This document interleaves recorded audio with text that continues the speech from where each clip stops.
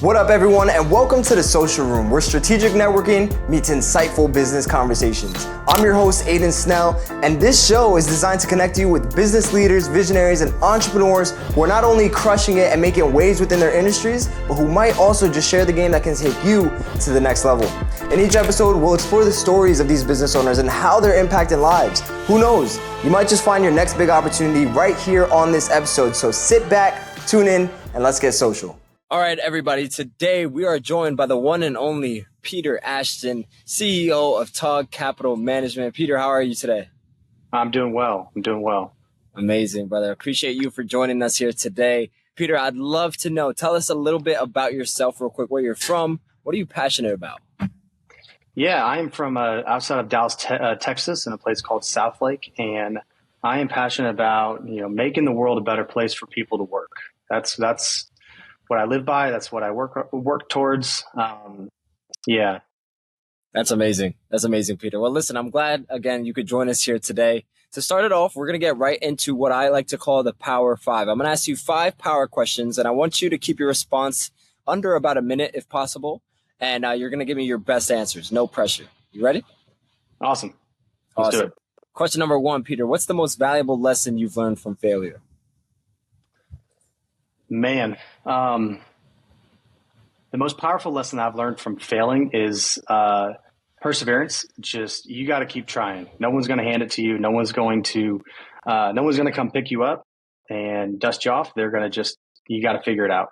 And no one's, they're with you at the highs and they're not with you on the lows. And, from that standpoint, it's okay to fail, but pick yourself up and figure it out. I mean, it's a hard thing to do because most people are always wanting somebody, this person will be there for me if I fail, right? Or they're too scared to do something, right? Because they're scared to fail.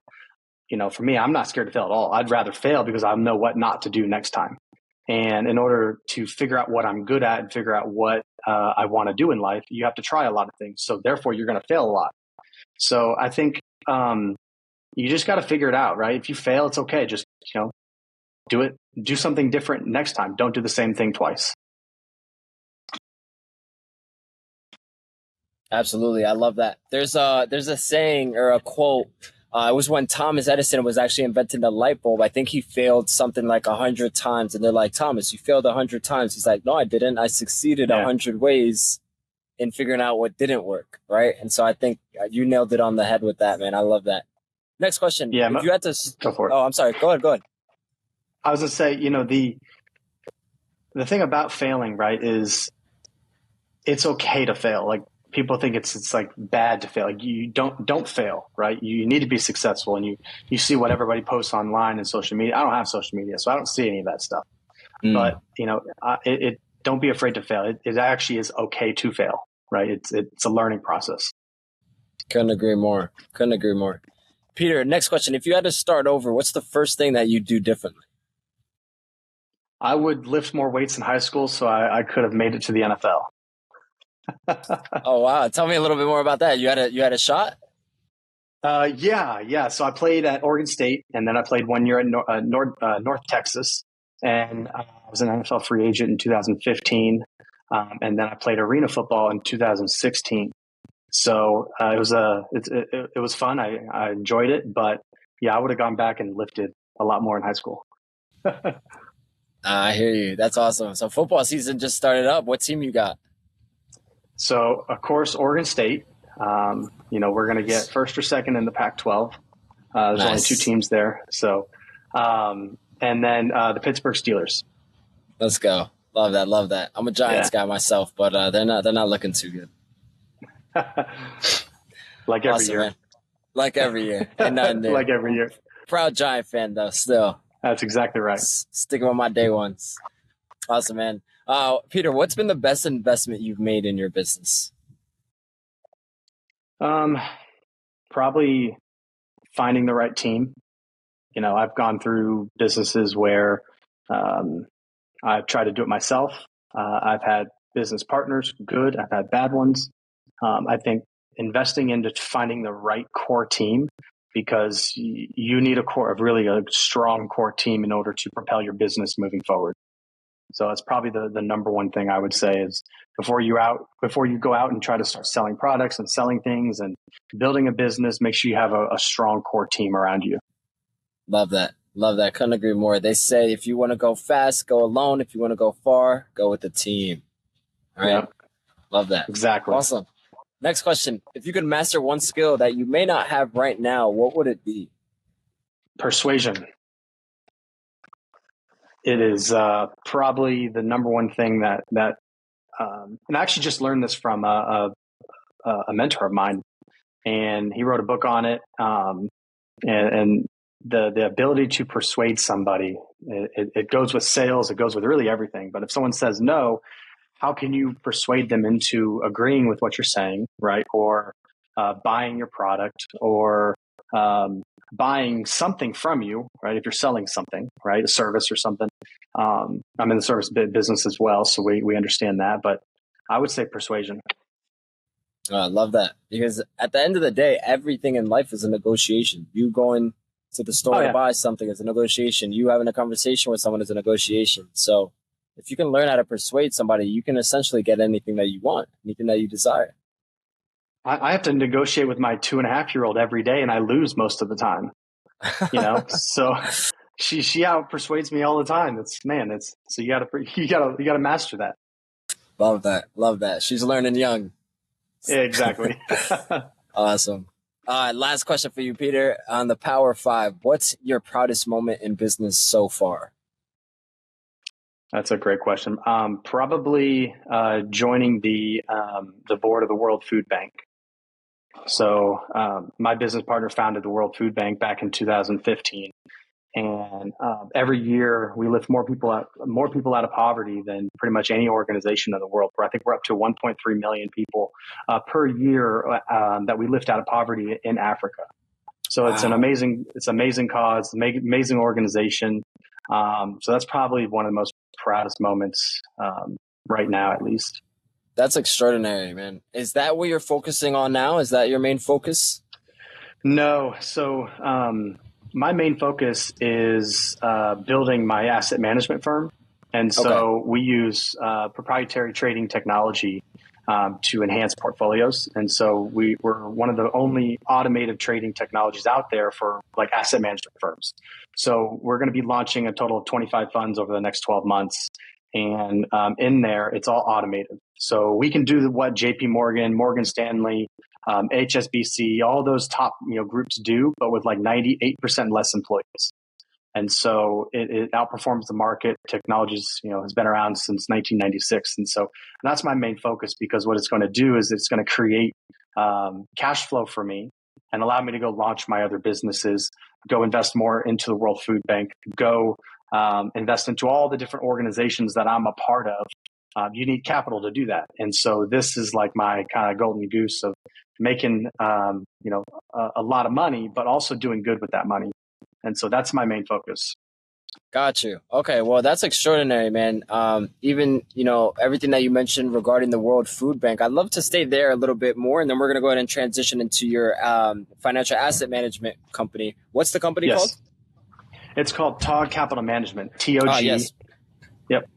TOG Management Capital. Yeah. So before we get more deep into that, talk to me about the World, the company that you're working with that's bringing people out of poverty, right? Yeah. That's amazing that you're doing that. How exactly are you guys going about that? Yeah, so that's my business partner. His name is Richard Lackey. He is an amazing person, and so what we do is we actually educate farmers on. There's different levels of it, and when they pass a new level, like I think there's 4 or 5 levels to it, and it's designed around teaching sustainability in farming. And so as you teach them and they pass them, they get to the next level, and they get to the next level. At the end of it, you don't have to give them any more money. They're self-sufficient.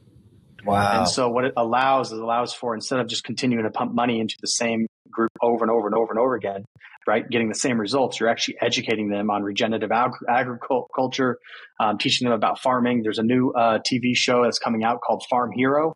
It'll be on Hulu, I think on Discovery as well.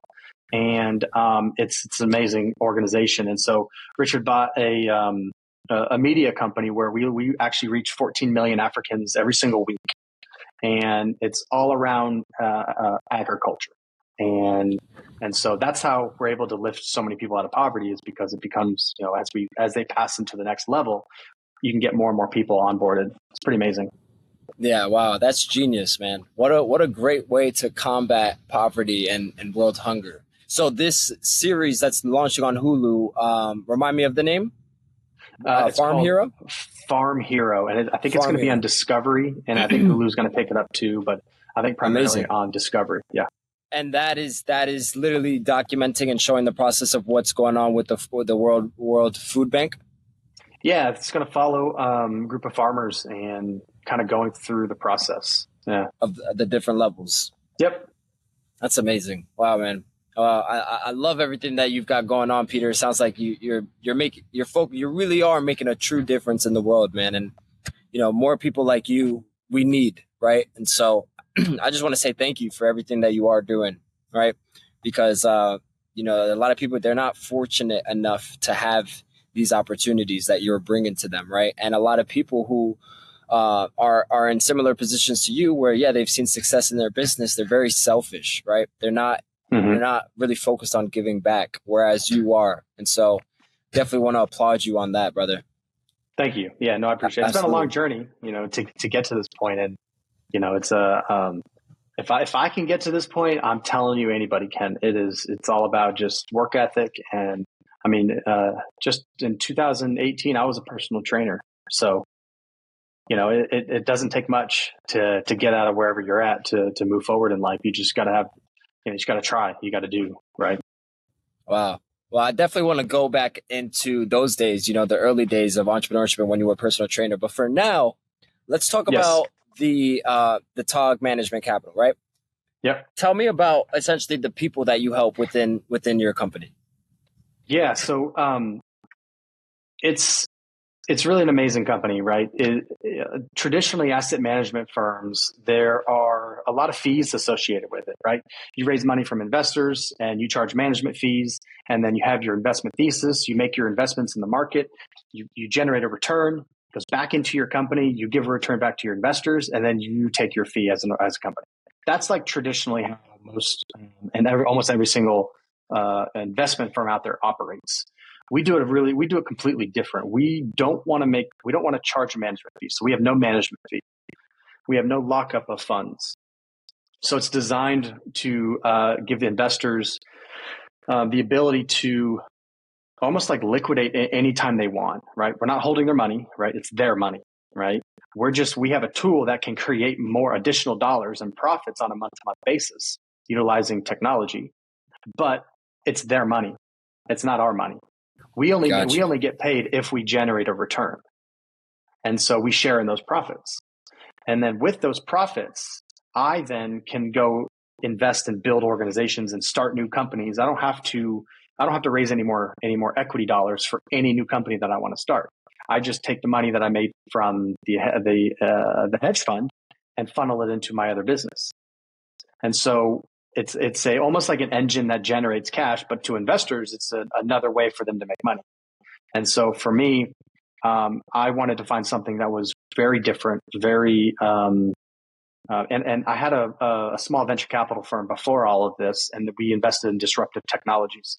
So it kind of led me down into like finding very disruptive technologies inside of finance, fintech, battery technology, electric motors, all that kind of stuff. And so I stumbled upon, this friend of mine who connected me to Richard, who had built this technology in 1996. So it's one of the oldest machine learning trading technologies out there. And we use it to generate high returns for investors, but we also use it to fund amazing organizations like the World Food Bank.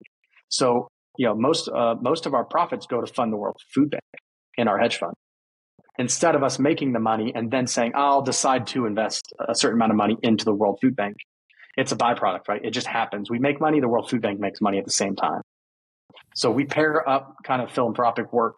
And I don't even like using that term much, but for us, we pair up these types of organizations where if our hedge fund makes money, then they get an automatic donation.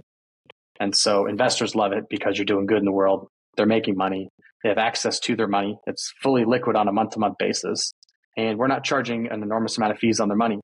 And so in my opinion, over the next couple of months, or actually really over the next couple of years, right, technology is going to allow asset management firms to really do amazing things. And so we want to be at the forefront of that, right, and be the leader in algorithmic trading. But we do it in a very ethical way. Wow. That's incredible, man. That's incredible. I don't even know where to start. So that's just amazing. So the biggest difference between you and, let's say, JP Morgan or Chase when it comes to investors is that they can actually liquidate their money. Is that correct? Well, like, what would you say is the biggest difference between your asset management firm and someone else's? Yeah, they're the largest in the world. They have crazy track record, and they do amazing things. But one of the things that we do is we don't charge management fee. So I'm pretty sure, and don't quote me on it, but I'm pretty sure if you go over to JP Morgan and you say, I got $5 million I'd like you to manage, they're going to charge a management fee on that. Yeah. Most likely. Yeah. Right. Then what they're going to do is they're going to lock up that 5 million for 1, 2, 3 years. And that 5 million, as they deploy it in the market, wherever they're playing it, they're 70, 30, 60, 40, traditional, market change in what they're trying to invest in, right? Their portfolio allocation, right? They're going to come back to the client and say, this is where they're going to make it look pretty. They're going to have all this, they're going to have all their analysts, and you're going to think you're getting a great deal, right? And these guys are awesome. They're managing my money well. But what they don't realize is that, in 2022, Charles Schwab had to pay $186 million or $189 million in fines to the SEC because of hidden robo fees. So there are tons of hidden fees inside the asset management firm, and big companies, they don't care because they're fine paying the fee. Charles Schwab, I'll pay the $189 million because they made 10 times that by managing clients' money. And there's no alternative for clients to move their money out of these firms because where are they going to go to get that type of investment vehicle from? And so we're able to have the same diversification, right? Eliminate all the fees, right? Provide them monthly liquidity and allow them to be where there's no fraud. We're trying to eliminate the fraud that goes from the investor into, our portfolio allocation as run by technology, right? And so that's probably the main difference. And I get asked the question a lot. Well, I love my fund manager, right? Well, your fund manager is human. They're going to make human errors, right? They might not act as fast and generate, an extra 2, 3, 4, 5% for you because they're on vacation. Yeah, our technology is not human. They can't compete with your AI. Yeah, exactly. And by the way, we're not AI. So that's the first thing. We are not AI. So what's the difference when you say technology? The first thing I thought was, AI. Tell me what's the difference between technology and AI? Correct. This is a math-based model. So it's a mathematics. That's all it is. And it's a machine learning model. So, AI kind of came after machine learning, but machine learning all it does is it learns from past data. That's all it is. Right. And so the math model takes past patterns of certain stocks. Let's just talk about stocks, right? It'll take the history of JP Morgan and the stocks, look at all the patterns, and then find patterns inside of other patterns. And then it'll break it up into different time frames. And then it will trade those different time frames, right, all automatically based off what we're predicting based off the past patterns. It's very complex. So AI is kind of learning and evolving. This is the same. It's steady. So I don't have to worry about, like Bridgewater just came out with a $2 billion fund that's run by AI. Well, if you notice in the article that they said they have to have all the humans there, right? Because if the humans are making the trades based off what the AI is projecting, the AI is picking the stocks, right? But the humans have to be there in order to shut off the AI if something goes wrong. That's in there. So when you really actually study it, right, you need something where it's fully automated, it's all math based, and I don't have to shut it off. Right, because if I have a lot of money trading, right, that's a risk factor. If I'm looking at like the Bridgewater $2 billion fund that just came out, that's a risk. If you have to have humans be able to shut off the AI, man, you're talking about a lot of money at risk. So that's the difference from what we're doing and everybody else. Wow. Amazing. Man, if I had $1 million, I'd give it to you right now, bro. So tell me, I'll take it. Well, we'll be doing business in the future for sure. For sure. So tell me, you mentioned like investors, they'll come to you because they want to avoid management fees. They want to be able to liquidate their capital and not be like held in a contract where they can't touch their money. What other pains or problems does your audience face? Like when it comes to the investors, what else Taxes. Are they struggling with or that you can help them with? Yeah, taxes is a big one. We own a tax and accounting company as well. And so we're able to help mitigate a lot of our investors' tax issues. And, there are a lot of different vehicles now, and the tax code is getting so complex. And, the problem is people in our generation, right? I'm 31, and our generation they're not going in to be CPAs anymore because it's not sexy, it's not cool, it's complex, it's, organizations make it very kind of bland, right? But the code keeps changing, right? IRS, they're hiring more agents to go after small businesses, right? If you own a small business, you're, at some point in the future, you're going to get a call from the IRS, right? And now nonprofits, right? There's a lot of stuff in nonprofits. If you have a nonprofit, you got to look at who owns the assets, right? A lot of times, the government kind of holds a lot of stuff inside of nonprofits because they allow that to be a tax advantage. But if you hold a bunch of assets in your nonprofit, the government could technically own that because they're giving you that tax advantage for being a nonprofit. So we're trying to work with attorneys and people that have very deep knowledge of how the tax code works to give our investors kind of a competitive edge. And so the World Food Bank is like one of them, right? Investors, when the profits they generate from trading, they can just donate whatever they have to pay in taxes to the World Food Bank. So like that's another good advantage. But those are a couple of the pain things that I think, clients have. The other thing is I just get hit up by a lot of entrepreneurs of how do I grow my business, right? They're always looking at, everybody's trying to grow their companies. I've got, 6 or 7 companies right now, and, I'm building them as we speak. And so I'm growing them too, but we're growing them at a very rapid pace right now. And what's great about it is that's why I said, you got to find the right partners and people to work with first. That's going to help you propel your business kind of going forward. But if you have a business and you're struggling, you've got to look at your team, right? What kind of output are my team members giving? What kind of network do they have? Are they doing everything they can to drive business to your company, right? So there's a lot of factors that take place in there. If you have a lot of customers, right? How much profit are you generating per customer? There's technology out there right now. There's one called Profit Inc. You can go to Profit Inc. right now and literally plug in just some financial data points, and it'll tell you which one of your customers are profitable, which ones are not. I would fire the bottom 10 customers and you instantly become 10% more profitable. So there's technologies out there that you can go find and utilize, right, to help grow your business. Most people are just looking at AI because they want to get on the AI train, right? I don't do anything in AI, right? We have machine learning and predictive algorithms, but when it comes to like AI and artificial intelligence, I mean, I'll use ChatGPT to type up something to reword what I'm saying in maybe an email. That's the extent.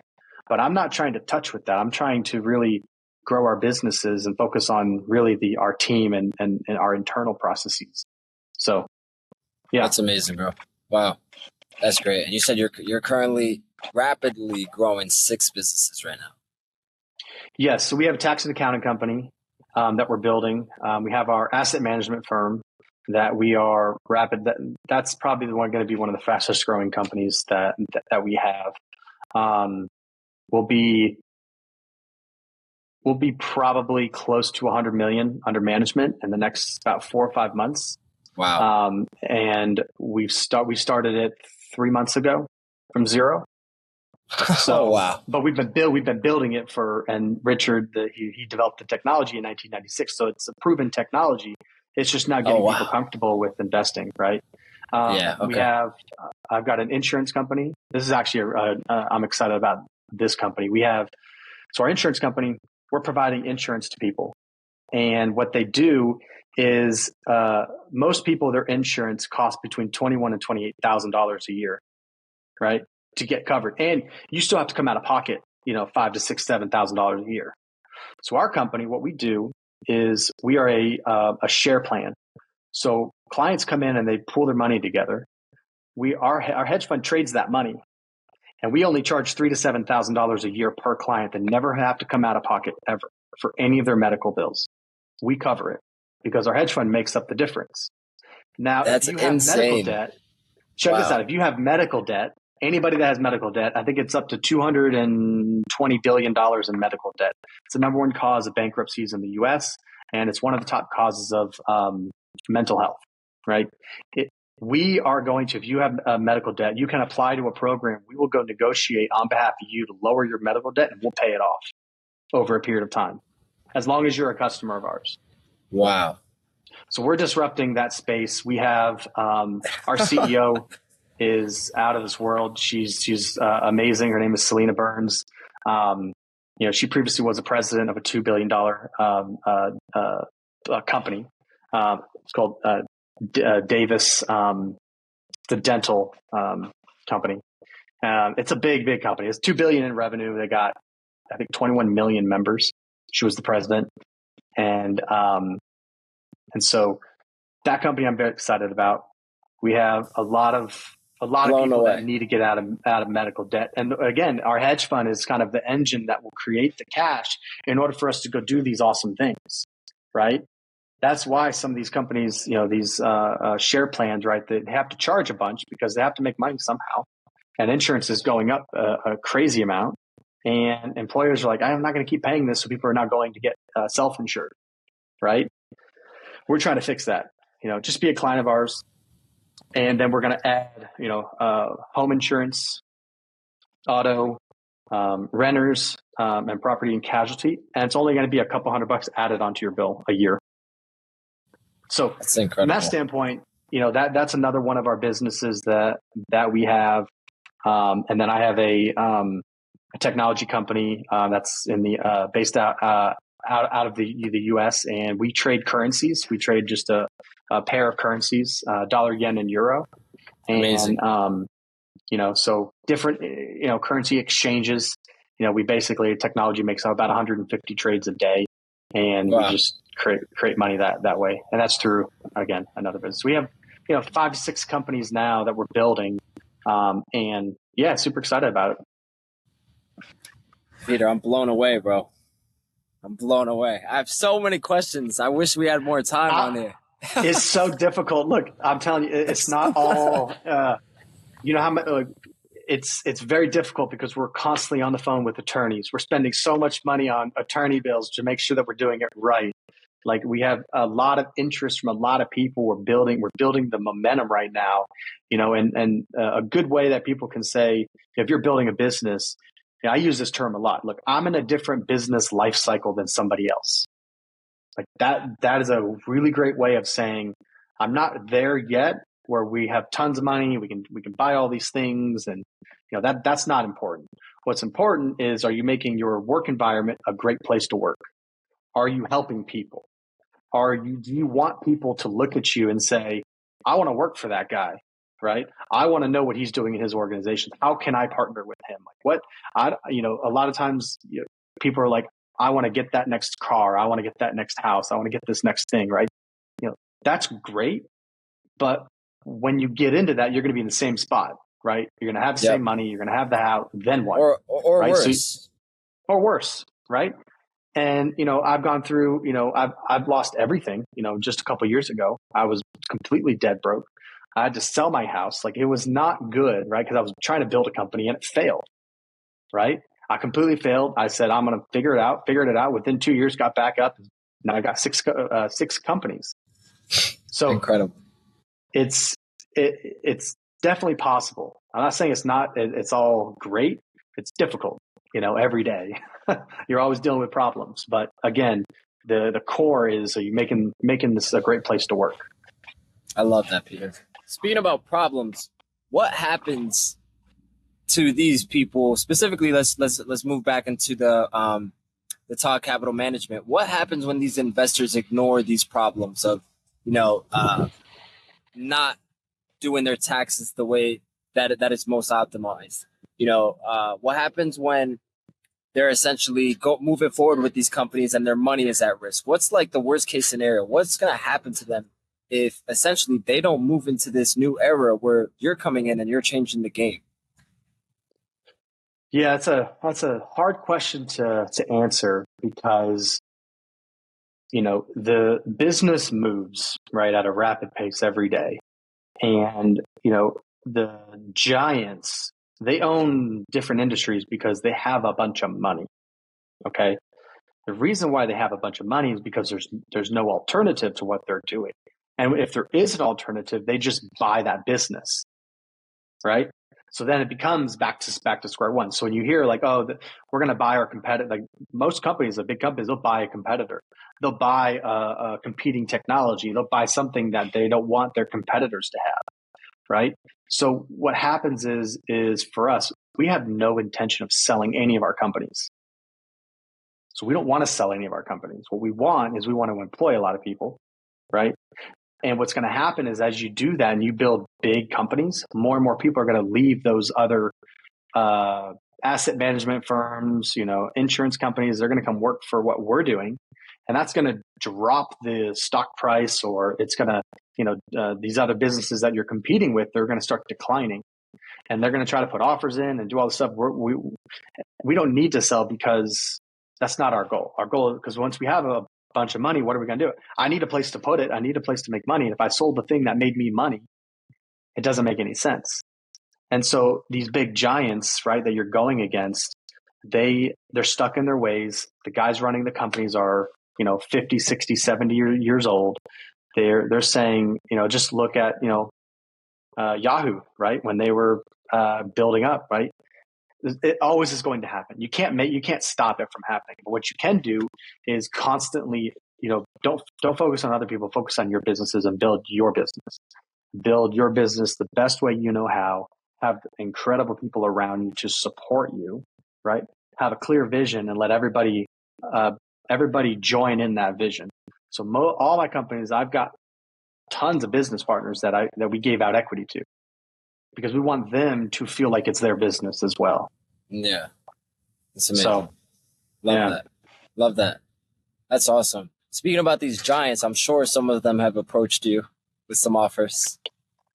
They're not yet, but Okay. we're talking to them because they're wondering what we're doing and how we're doing it. I would be too. Yeah, it's, we have a lot of special technology. We have very, very special technology that allows us to view certain markets, and we often say we're often early, but we're rarely wrong. So we're early in what we're predicting, right? We might get in early and whatnot, but very rarely are we wrong. And if we're wrong, it adjusts, so we're not wrong next time. And Gotcha. I've got a lot of connections with a lot of high-level executives inside big organizations, especially the financial institutions. And we have a pretty good grasp on what's happening in the market and what they're trying to do, right? You just look at some of the top hedge funds and what they're doing, right? You look at, I think I talked to a couple of people about 4 months ago, and I said, watch JP Morgan. They're going to start coming out with technologies. And then a couple of months ago, they came out with some internal LLM technologies that their employees, all 50,000, will be able to use to enhance their work environment, spit out, data and workflows and all that stuff. Problem is Klarna. I think that's how you pronounce it. Klarna just came out. They're laying off, I think, 800 employees. They're a fintech company, because they have technology that can do the work of all the 800 employees. And so what's going to happen is all 50,000 employees for JP Morgan, they're going to make that technology really, really smart, because it's got 50,000 people that's feeding technology into it. And then they're going to start laying off people. So we have a really good insight to what's happening in the market. and that allows us to have a competitive advantage to, stay ahead of them. Wow. Amazing. Yeah, that's awesome, man. I love that. You guys are definitely, it seems like you guys are just about to shake the block, shake the whole industry with what you're cooking up. Yeah, we're trying to, man. Yeah, I'd love to hear a little bit more on some of the clients that you've worked with, some of your clients. Tell me about like maybe a couple or just one or two of like some of the biggest client success stories that you've been able to experience, or that you've been able to give. Yeah, I'll give a great example because it's he's probably he is the best mentor I've ever had and best business partner. And he kind of helped me get to where I'm at today. And so I'll tell you this story. So I actually played football with his son in high school, and I've known him for a while. He's a Japanese American. He founded the company called Funimation. So all Japanese, it's like the Netflix of Japanese anime. So his family, I believe his cousin started Dragon Ball Z.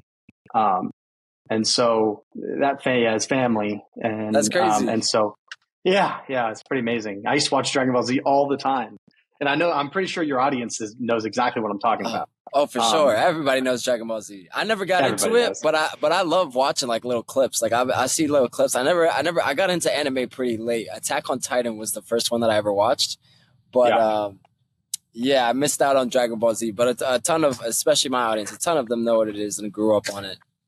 I think it's like the longest running TV show out there right now. One of them. Okay. That and The Simpsons, I think.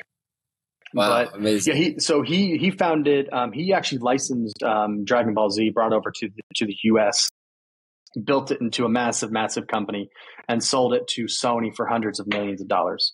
And what's funny is it's all about timing. I think it was like 2 weeks before he retired from Funimation is when we approached and we started working together. We had a company together where we were investing in disruptive technologies. And so, he taught me everything about how to invest, how to look at companies, how to, identify bad companies. And so, we failed because it is venture, right? But then we had amazing successes. I mean, one of the companies is his name is Gen Fukunaga. Shout out to Gen. Love you, man.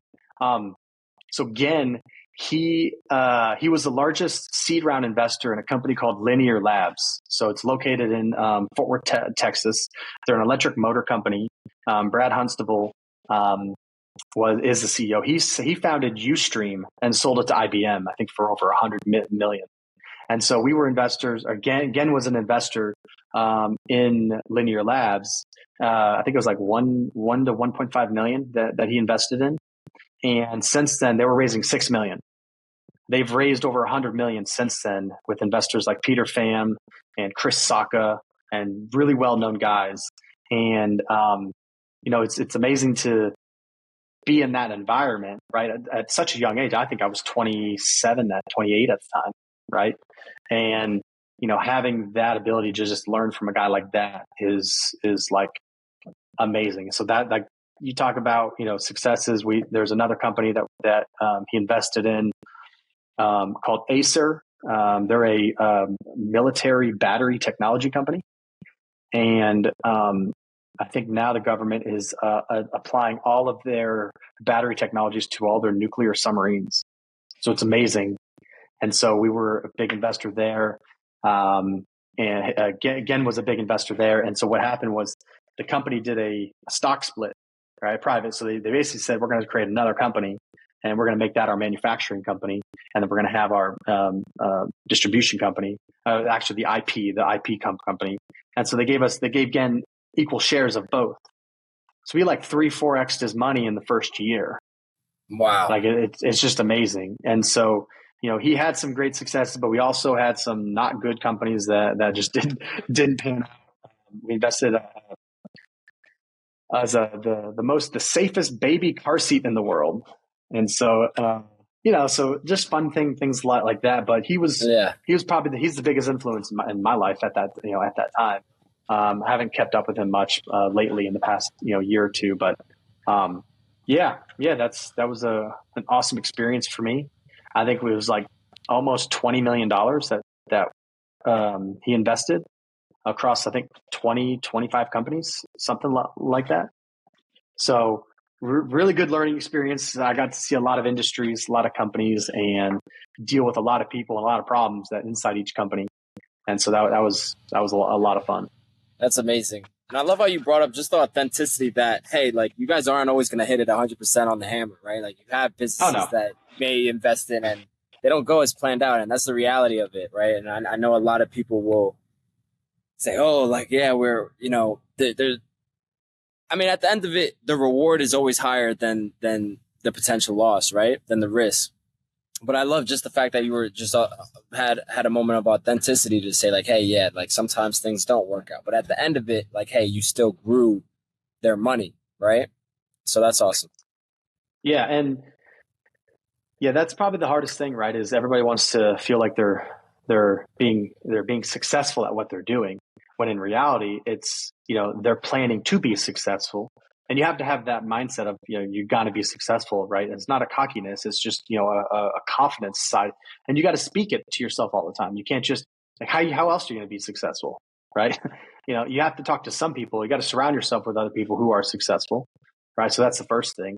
But yeah, I failed a ton of times in some of these companies, right? Because you just don't know, right? And, you know, but having a guy like Gen just to walk me through some of these problems and issues and, you know, some successes that we had, some not successes. It was just a really good kind of learning environment there. That's awesome.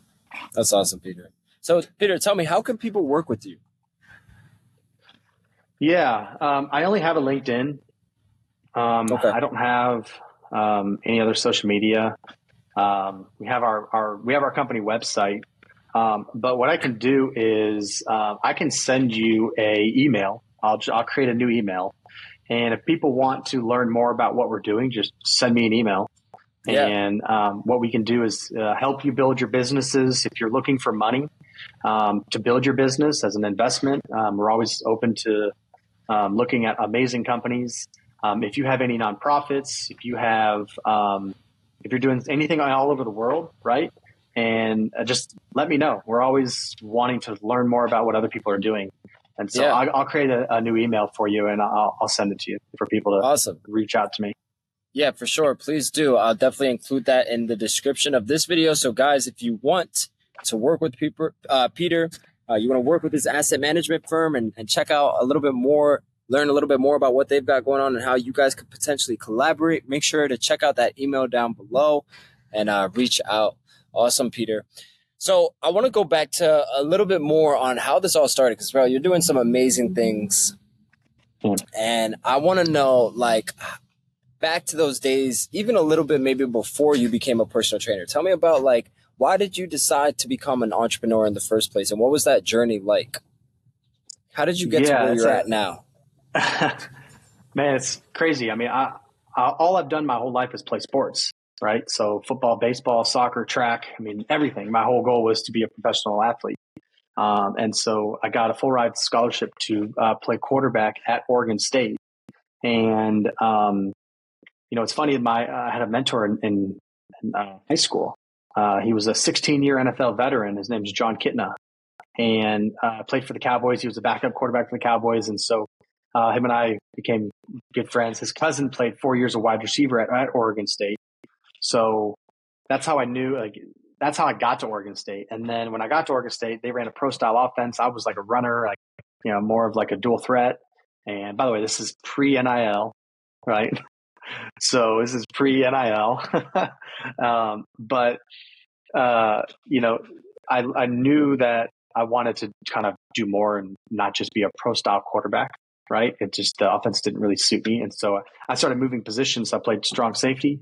Played a little bit of wide receiver, and but I ended up playing just on the defensive side pretty much my whole career. Transferred to North Texas, and did that for a year, and then went off and actually I raised. This is funny. I raised some money to go train down at On Academy down in Austin, which is Aubrey Marcus's company. So Aubrey Marcus, he's got a big podcast.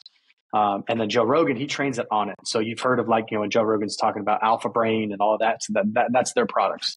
And so Joe DeFranco, who was an NFL trainer, he trained like Brian Cushing and Alec Garza and Andrew Sandejo, some of these NFL guys.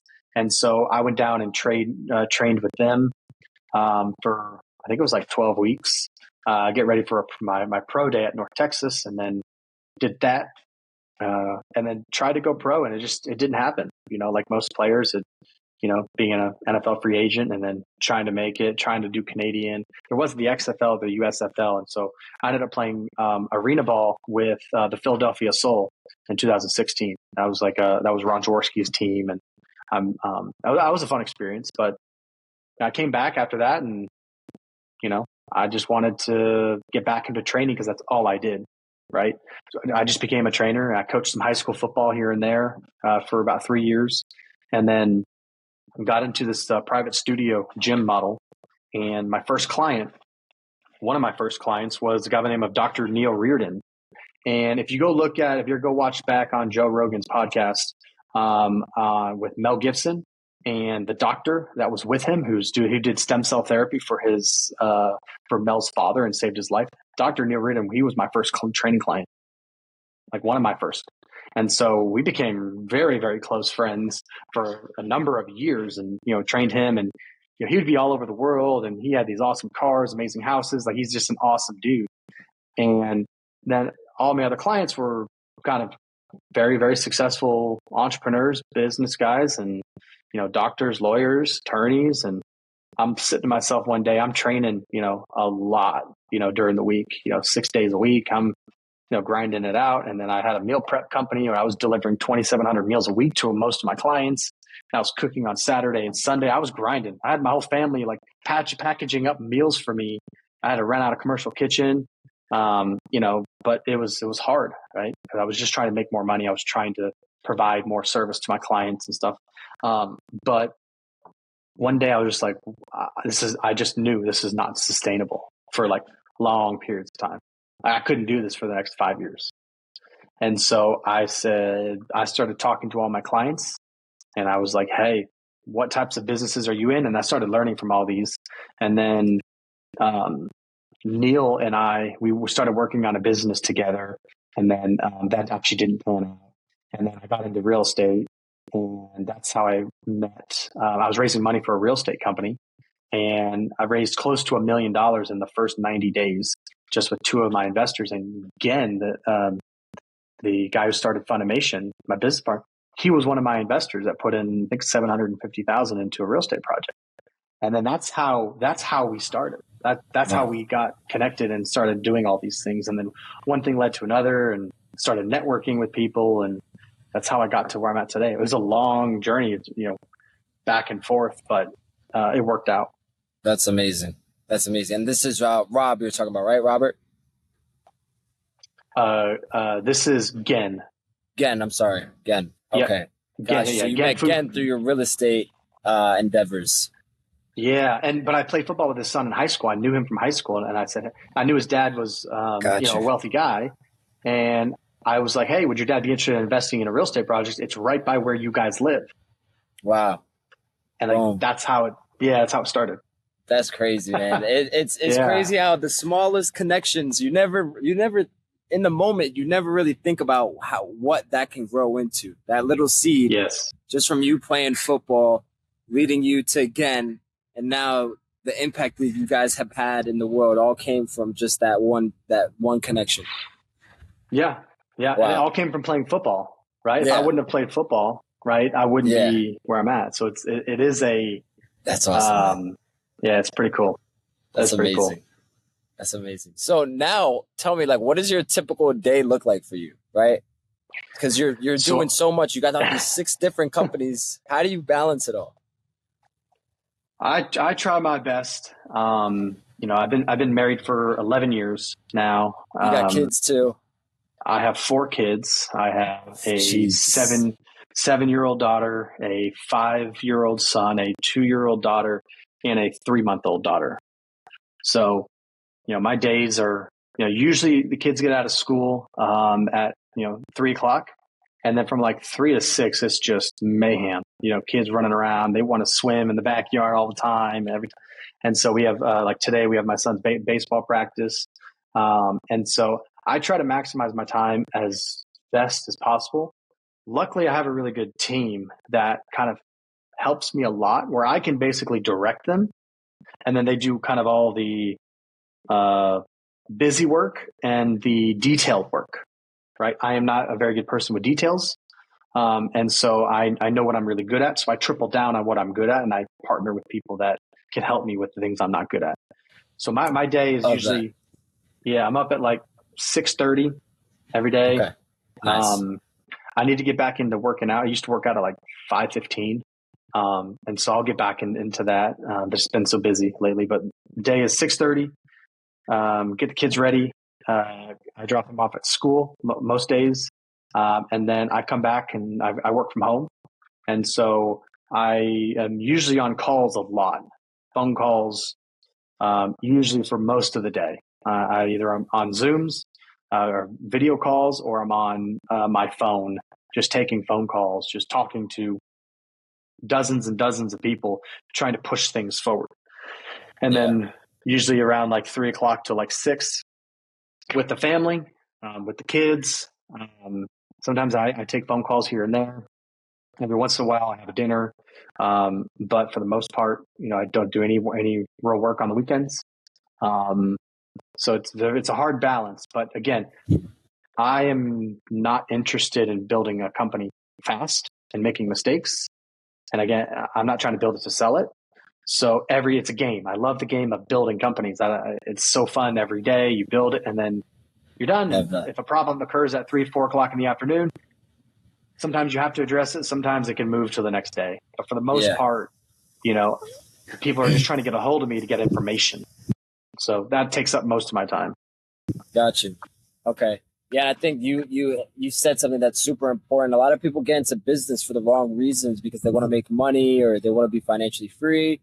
And what they don't understand is that business is an infinite game. You don't win or lose. And it's really a matter of just continuing to play the game for as long as possible. Right. And so you mentioned that you're not looking to exit. You're looking to do this for the rest of your life. And so every step is crucial, where it's like, hey, we're building this to really build this and have fun with it. Where it's like, this doesn't drain my energy. This isn't something that I dread doing every day, right? You actually enjoy what you're doing. And I think that's a huge reason as to why you're seeing a lot of the success you're seeing, is because you do enjoy what it is that you do. Yeah. And again, it's more around like my goal is to make the world a better place to work. And like, that's the goal, right? You shouldn't be working and hating it or you're working to make money. You should be working and enjoying it. And the byproduct is you make money from it. Right. And so if you're in a situation where you're not enjoying what you're doing, you're not enjoying work, just get up and move, do something else. Yeah. I mean, to me, it's really it's that simple. If you don't like it, just get up and no one's keeping you here, right? Unless you have family and friends and you're in certain situations where you can't, like you physically can't, then that's when you go find other people to help you get out of whatever you're at. Let's go there for a second. You mentioned a lot that having a team is so, so important. So how do you actually identify and cultivate talent within your organization? How do you find that A team, that dream team that is actually going to push your business forward, that you enjoy working with? You have to talk to a lot of people. That's the first thing. The more people you talk to, the more you can say, I like this guy more than this person, or I like this woman more than this lady, right? You have to, the more people you talk to, right, the more information you have, and then the more time that I always push against people's deadlines. So they're like, hey, I'd like to have an answer by, next week. I wait till next week, a day later, and see what they say, right? And so I always push against time frames are the most. They're hilarious. When I try this one, so if someone gives you a time frame, just go past the time frame and see what happens. Yeah. And so you'll be able to tell what type of person you're going to deal with when they're pressed up against time. They're pressed up against. We do a lot of contract work, And so we give people like hey, I'm working on this. Can you do this? Or hey, if you're a graphic designer, hey, I have this logo. Can you do it? I only have $175 or $200 to spend, but I need it done by like Tuesday. So we give, even though we don't really need it, it's just giving people tools and, seeing how they operate under pressure, how they do communication wise. Send them a text, call them, send them an email, right? Different email addresses where you're sending them in all different ways. How quickly do they respond to you? There's a lot of things that you can do to identify good talent. And the other thing too that I think there's a misconception is just because you've built and sold a company or you've been successful at another company doesn't mean that you're going to do it again. So that's something that people, oh, he did this, right? I don't really care what you've done, right? Because I've done a lot of stuff and it has nothing to do with what I'm doing now, right? And so I've failed a bunch of times. Does that mean I'm going to fail again, right? So I look at it as a lot of times they might have somebody that is their boss that's doing all the work, but this guy's getting a lot of credit because it flows through him. So you have guys where you hire, right, that made their career piggybacking on somebody else's success. And so that's really hard to identify, but that's why I say push up against people's deadlines, push up against people's timelines. If it has to do with money, try to stress that, make stress, right? Because you'll find out how they operate under stress. There's a lot of ways that you can go about finding. Also, you need to work with people that share in your vision. They don't share in your vision and they're trying to use you as a stair step to another job or another career, right? That you don't want to bring on somebody like that because all they're doing is using you for their gain instead of actually partnering. I partner with people because they're helping me build the company, and therefore I want to feel like it's their company as well. Two different things. I love that. No, that makes total sense. I love that. Awesome, man.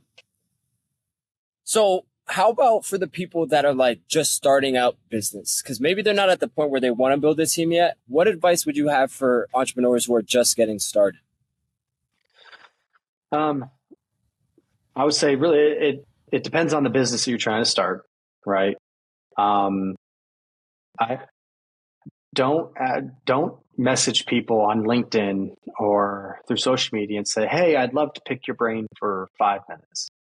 That's the worst thing to say to somebody, because it all it is you're using that person to further your gain of your business, the information they have that they built their company on, right?